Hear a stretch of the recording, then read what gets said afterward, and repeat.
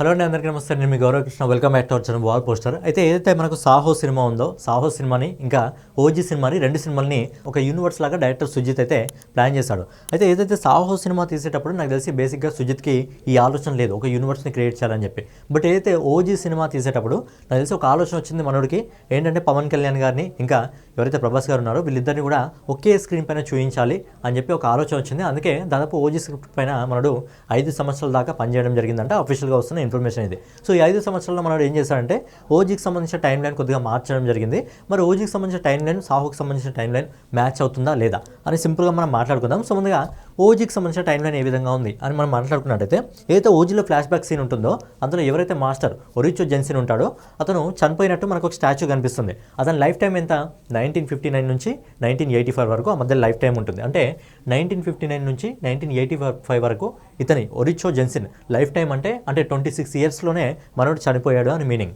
So బేసిక్గా ఈ ఒరిచో Jensen ఎవరు కాదు, మన పవన్ కళ్యాణ్ గారే. బట్ ఏంటంటే ఒరిచో జెన్సన్ ఎలా ఓజస్ గంభీర్గా మారాడు అనేది మనకు ప్రీక్వెల్లో కానీ పార్ట్ 2లో కానీ తెలిసే అవకాశం ఉంది. అలాగే మనకు 1959 కళ్యాణ్ గారి అంటే ఓజీకి సంబంధించిన డేట్ ఆఫ్ బర్త్ అయితే ఏదైతే మనకు ఓజస్ గంభీరా ఉంటాడో, ఓజస్ గంభీరా సత్యదాతని కలిసింది 1970లో ఒక షిప్లో కలుస్తాడు. సో 1970లో షిప్లో కలిసినప్పుడు మనోడు ఏజ్ ఎంత ఉంటుందంటే 11 ఇయర్స్.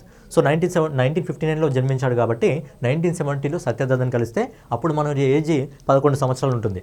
సో ఏదైతే మనకు ప్రజెంట్ టైం లైన్ అంటే సినిమాలో ఏదైతే మన టైం లైన్ నడుస్తుందో ఆ టైం లైన్ వచ్చేసి 1993. సో 1993లో ఎవరైతే సత్యదాద కొడుకు పార్థు ఉంటాడో, పార్థుని విలన్ చంపిన తర్వాత అర్జున్ దాస్ వస్తాడు ముందు. అర్జున్ దాస్ వచ్చి ఇప్పుడైనా సరే ఓజస్ గంభీరా తిరిగి వస్తాడు, అతను ముంబై నుంచి వెళ్ళిపోయి దాదాపు 15 సంవత్సరాలు అయింది అని చెప్తాడు. ఏ ఇయర్లో చెప్తాడు? 1993 ఇయర్లో చెప్తాడు. సో 1993 నుంచి మనం ఒక 15 సంవత్సరాలు వెనక్కపోతే ఎప్పుడు ఇయర్ ఎంత వస్తుంది? 1978. సో 1978 ఇయర్ వస్తుంది. 15 సంవత్సరాల ముందు వెళ్ళిపోయాడు కాబట్టి. ఎందుకు వెళ్ళిపోవడం జరిగింది? ఎవరైతే అర్జున్ దాస్ వాళ్ళ ఫాదర్ ఉన్నాడో, ఫాదర్ చనిపోయిన ఒక సీన్ అక్కడ క్రియేట్ అవుతుంది కాబట్టి ఆ ఇయర్లో ఎవరైతే మనకు ఓజస్ గంభీరా ఉన్నాడో ముంబైని వదిలేసి వెళ్ళిపోవడం జరుగుతుంది. అంటే ఏదైతే ఈ ఇన్సిడెంట్ ఉందో మనకు వాళ్ళ ఫాదర్ని చనిపోయిన ఇన్సిడెంట్ ఉందో, అర్జున్ దాస్ వాళ్ళ ఫాదర్ చనిపోయిన ఇన్సిడెంట్ ఉందో అది 1978లో జరిగింది.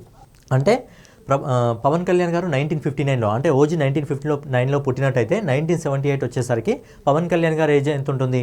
19 ఇయర్స్ ఉంటుంది. సో 19 సంవత్సరాల వయసులో ఓజస్ గంభీరా ముంబైని వదిలేసి వెళ్ళిపోవడం జరుగుతుంది. సో ఇక్కడ వరకు ఒక టైం లైన్. సో ఈ టైం లైన్ తర్వాత ఎవరైతే 1978లో పవన్ కళ్యాణ్ గారు వెళ్ళిపోవడం జరుగుతుందో అక్కడికి వెళ్తాడు. 1978 నుంచి మనకు 1985 వరకు జపాన్కి వెళ్తాడు. ఎందుకు అంటే మనకు సినిమా స్టార్ట్ అయినప్పుడు ఎవరైతే పవన్ కళ్యాణ్ గారి మాస్టర్ ఉంటారో మాస్టర్ని డేవిడ్ అనే ఒక వ్యక్తి చంపేయడం జరుగుతుంది. సో 1978 నుంచి 1985 వరకు తిరిగి జపాన్కి వెళ్ళి ఎవరైతే ఆ గ్యాంగ్ ఉంటుందో ఆ గ్యాంగ్ని మొత్తం ఫినిష్ చేసి ఏంటంటే తనకు తను ఒక ఫేక్ డెత్ని క్రియేట్ చేసుకోవడం జరుగుతుంది. అందుకే ఒరిచో జెన్సన్ అని చెప్పి 1959 నుంచి 1985 వరకు చనిపోయినట్టు ఒక ఫేక్ డెత్ని అయితే క్రియేట్ చేయడం జరుగుతుంది. సో 1986 నుంచి మనకు 1993లో ప్రియాంక మోహన్ని ఎలా కలవడం జరిగింది, తను ఎక్కడ కలవడం జరిగింది, ఏ విధంగా వాళ్ళకి పరిచయం ఏర్పడడం జరిగింది అనేది మనకు ప్రీక్వెల్లో కానీ పార్ట్ 2లో కానీ చూపించడం జరుగుతుంది. ఎందుకంటే మనకు సినిమాలో వీళ్ళ పెళ్ళి అయిన దగ్గర నుంచి మాత్రమే చూపించడం జరిగింది. ఆ పెళ్ళికి ముందు ఏం జరిగింది అనేది మనకు చూపించలేదు. సో ఏంటంటే 1986 నుంచి 1993 మధ్యలో ఏం జరిగింది అనేది మనకు తర్వాత పార్ట్లో తెలిసే అవకాశం ఉంది. సో ఇక్కడ వరకు మనకు ఓజీకి సంబంధించిన టైం లైన్. ఎందుకంటే 1993 తర్వాత ఎవరైతే ప్రియాంక మోహన్ కన్మాయి ఉంటుందో తను చనిపోయిన తర్వాత తిరిగి సినిమా లైన్ అనేది 1993 నుంచే మనకు స్టార్ట్ కావడం జరుగుతుంది. అక్కడ నుంచి ఆ సినిమా మొత్తం రన్ కావడం జరుగుతుంది. సో ఇక్కడ వరకు మనకు ఓజీ టైం లైన్. సో ఇప్పుడు ఒకసారి మనం సాహో మూవీకి సంబంధించిన టైం లైన్ మాట్లాడుకున్నట్టయితే, సాహో మూవీలో మనకు ఏదైతే ఒక టేబుల్ ఉంటుందో ఆ టేబుల్ పైన మనకు ఒక న్యూస్ పేపర్ కనిపిస్తుంది. ఆ న్యూస్ పేపర్ పైన మనకు 2019 నుంచి 2019కి సంబంధించి అడ్మిషన్ స్టార్ట్ అయ్యాయని చెప్పి మనకు ఒక పేపర్ అయితే కనిపిస్తుంది. సో 2019 ప్యాటర్న్కి సంబంధించింది సాహో మూవీ. ఎందుకంటే మనం టెక్నాలజీ చూసినా అదంతా చూసినా ఖచ్చితంగా 2019కి సంబంధించి అని చెప్పి మనకు అర్థమవుతుంది. అయితే ఏదైతే సాహో సినిమా స్టార్ట్ అయ్యేటప్పుడు ఎవరైతే ఇతను ఉంటాడో వాజీ సిటీకి రాయ్ వచ్చి దాదాపు 20 సంవత్సరాల కింద రావడం జరిగింది అని చెప్పి స్టోరీని అయితే మనం నరేట్ చేస్తాడు. అంటే సినిమా మనకు 2019 ప్యాటర్న్లో జరిగిందంటే వాజీ సిటీకి వచ్చి రాయ్ 20 సంవత్సరాలు అయింది అంటే 2019 నుంచి మనకు ఒక 20 సంవత్సరాలు వెనక్కి వెళ్తే ఏ ఇయర్ వస్తుందంటే మనకు 1999 వస్తుంది. అయితే మనకు అయితే ఓజీ సినిమాలో పవన్ కళ్యాణ్ గారు ఆ ఫ్లాష్ బ్యాక్ చెప్తారో అది ఎప్పుడు చెప్తారు? 1993లో చెప్తారు. మరి 1999లో ఏదైతే ఫ్యూచర్కి సంబంధించి 1993లో ఓజస్ గంభీరా ఎలా చెప్తాడు? సో ఇక్కడ టైం లైన్ అనేది మిస్ అయింది. సో 20 ఇయర్స్ కాకుండా ఒక 35 ఇయర్స్ వేసుకుంటే అంటే 2019 నుంచి ఒక 35 ఇయర్స్ వేసుకుంటే 1984 వస్తుంది. సో 1984 అంటే 1984లో వాజీకి రాయ్ రావడం జరిగింది. అలాగే 1984లో సాహో పుట్టడం జరిగింది. 1988లో ఎవరైతే రాయ్ ఉన్నాడో రాయ్ వాజీ సిటీకి కింగ్గా మారడం జరిగింది. సో ఇక్కడ వరకు ఒక time line. So next time line వచ్చేసి మనకు ఏదైతే 1990 ఉంటుందో 1990, 1989 మధ్యలో ఓమి ఎవరైతే ఉన్నారో సో ఓమి వాజీ సిటీ పైన అటాక్ చేయడం జరిగింది. సో ఆ అటాక్కి భయపడి ఎవరైతే సాహో ఉన్నాడో 1984లో మనం పుట్టడం జరిగింది. అంటే సాహో ఏజ్ వచ్చేసి ఆ టైంలో అటాక్ జరిగిన టైంలో వచ్చేసి 6 ఇయర్స్. సో 6 ఇయర్స్ సాహో ఉన్న టైంలో రాయ్ ఏంటంటే భయపడి ఎవరైతే సాహో ఉన్నాడో సాహోని సీక్రెట్గా అండర్ గ్రౌండ్లోకి పంపించి తను సీక్రెట్గా పెంచడం జరిగింది. సో ఇక్కడ వరకు మనకు సాహోకి సంబంధించిన టైం లైన్ వస్తుంది. సో ఈ లెక్క ప్రకారం తీసుకున్నట్టయితే మనకు ప్రభాస్ గారి ఏజ్ ఎంత ఉండబోతుంది 2025కి, అలాగే ఓజీ ఏజ్ ఎంత ఉండబోతుంది అనే విషయం గురించి మనం మాట్లాడుకున్నట్టయితే సో ప్రభాస్ పుట్టింది 1984లో. 1984 నుంచి 2025 అంటే ప్రభాస్ ఏజ్ వచ్చేసి సినిమా టైం లైన్కి 41 ఇయర్స్ ఉన్నట్టు. అలాగే మన ఓజీ ఏజ్ వచ్చేసి 1959లో పుట్టాడు, 2025కి వచ్చేసి 66 ఇయర్స్ ఉన్నట్టు. అలాగే ఈ సినిమాలో ఎవరైతే సత్యదాత ఉన్నాడో సత్యదాతకి తమ్ముడు రాయ్, అలాగే సత్యదాతకి కొడుకు లాంటి వాడు పవన్ కళ్యాణ్, అలాగే రాయ్కి సొంత కొడుకు సాహో.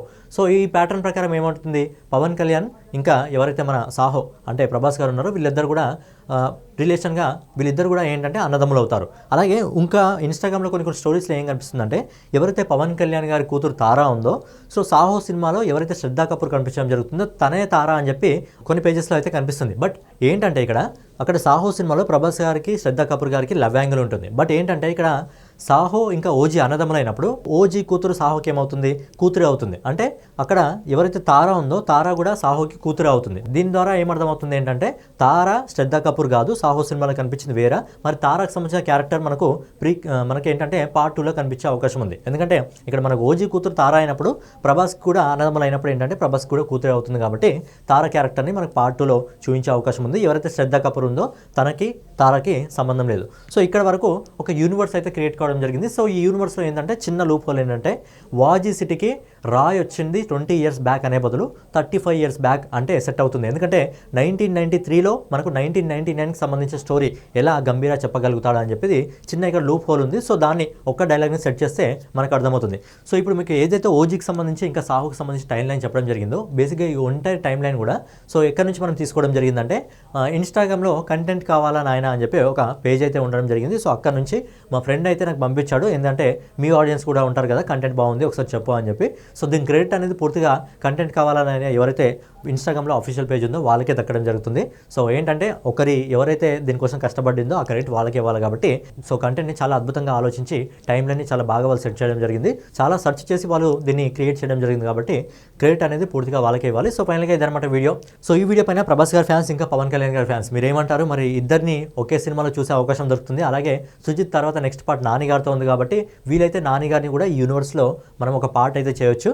సో ఫైనల్గా ఇదన్నమాట వీడియో. ప్రభాస్ గారి ఫ్యాన్స్ ఇంకా పవన్ కళ్యాణ్ గారి ఫ్యాన్స్ ఈ వీడియోకి రెగ్యులర్ ఆగి ఒక 1000 లైక్స్ టార్గెట్. అలాగే ఈ వీడియో పైన మీ అభిప్రాయం ఏంటి అనేది మీరు కింద కామెంట్ చేసి చెప్పండి. సో ఫైనల్గా ఇదన్నమాట వీడియో మీకు నచ్చినట్లయితే ఖచ్చితంగా కామెంట్ చేసి సబ్స్క్రైబ్ చేసుకొని బెల్ ఐకాన్ అయితే ఆన్లో పెట్టుకోండి. జై హింద్.